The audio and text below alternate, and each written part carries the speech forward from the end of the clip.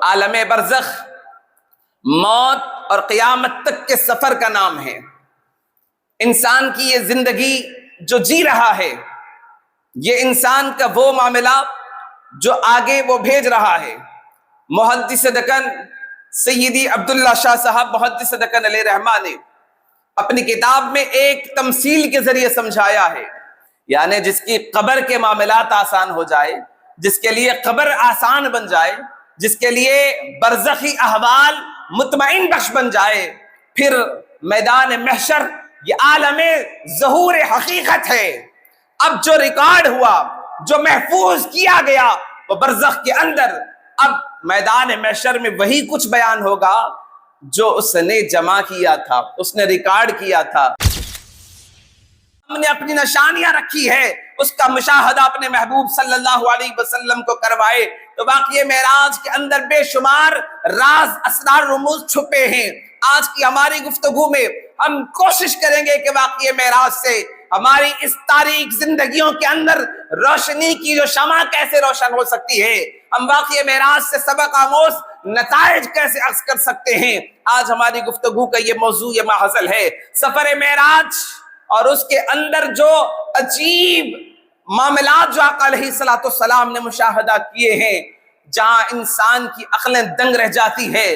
برزخ کے احوال کو میرے آقا علیہ السلام نے امت پر واضح کر دیا، احوال برزخ کو دنیا کے سامنے بتا دیا، اس لیے کہ پھر انسان اپنی اس زندگی کے اندر سفر طے کرتا ہے تو وہ کس طرح سے سفر طے کر سکتا ہے۔ تو عالم برزخ موت اور قیامت تک کے سفر کا نام ہے۔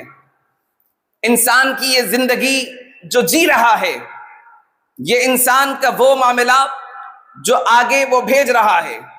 محدث دکن سیدی عبداللہ شاہ صاحب محدث دکن علیہ رحمہ نے اپنی کتاب میں ایک تمثیل کے ذریعے سمجھایا ہے۔ 3 کیفیات ہوتی ہے، ایک صدور، ایک ظہور مثالی، ایک ظہور حقیقی۔ یہ 3 کیفیات ہے، آپ اس کو ایک تمثیل کے ذریعے سمجھاتے ہیں۔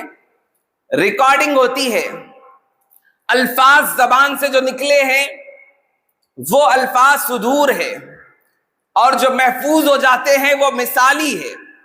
اس کے بعد جب اس کو پلے کیا جاتا ہے، اس کی آواز کو سنا جاتا ہے، تو محدث دکن اس تمثیل کے ذریعے سمجھانا چاہتے ہیں ریکارڈنگ میں وہی جو ریکارڈ ہوا ہے، آواز بھی اس کیفیت کے ساتھ اظہار کرتی ہے جو اس کے اندر ریکارڈ کیا گیا ہے۔ جو الفاظ ہوں گے وہی عالم ظہور میں عالم حقیقی کی طرف اس کو واضح کرواتی ہے۔ جو کچھ بیان کیا گیا، جو آواز صوتی اس کے اندر ریکارڈ کی گئی، اب جب اس کو پلے کیا جائے گا تو وہی کچھ بیان ہوگا جو اس نے اس کے اندر بیان کیا ہے، وہی کچھ باتیں ہوں گی جو اس نے اس کے اندر بیان کی ہے۔ تو محدث دکن علیہ رحمہ فرماتے ہیں انسان بھی عالم صدور کے اندر ہے۔ عالم صدور دنیا ہے جہاں ہم اور آپ سفر طے کر رہے ہیں۔ عالم صدور سے جب عالم ظہور مثالی کو پہنچتے ہیں تو وہ عالم برزخ ہے۔ آپ آگے فرماتے ہیں برزخ متعین ہے کہ جس وقت اس کی برزخ کی منزل آسان ہو تو سمجھ جانا کہ پھر قیامت تک اس کا سفر اس کے لیے آسان ہو گیا ہے۔ یعنی جس کی قبر کے معاملات آسان ہو جائے، جس کے لیے قبر آسان بن جائے، جس کے لیے برزخی احوال مطمئن بخش بن جائے، پھر میدان محشر یہ عالم ظہور حقیقت ہے۔ اب جو ریکارڈ ہوا، جو محفوظ کیا گیا وہ برزخ کے اندر، اب میدان محشر میں وہی کچھ بیان ہوگا جو اس نے جمع کیا تھا، اس نے ریکارڈ کیا تھا۔ اب وہی سب کچھ اعمال کھلنے شروع ہوں گے۔ تو پھر یہ 3 عالم سے انسان گزر رہا ہے۔ صدور کی کیفیات جو ہم اور آپ جی رہے ہیں، اس کے بعد کا جو منظر ہے وہ عالم ظہور مثالی کا ہے۔ اب یہ برزخ ہے۔ آج ہم جو گفتگو کرنا چاہتے ہیں وہ برزخی احوال۔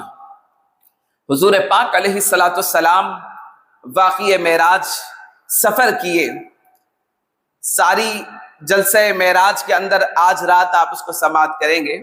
آج چیدہ چیدہ ہم برزخی احوال پر گفتگو کر رہے ہیں جو ہمارے اصلاح کا پہلو ہے۔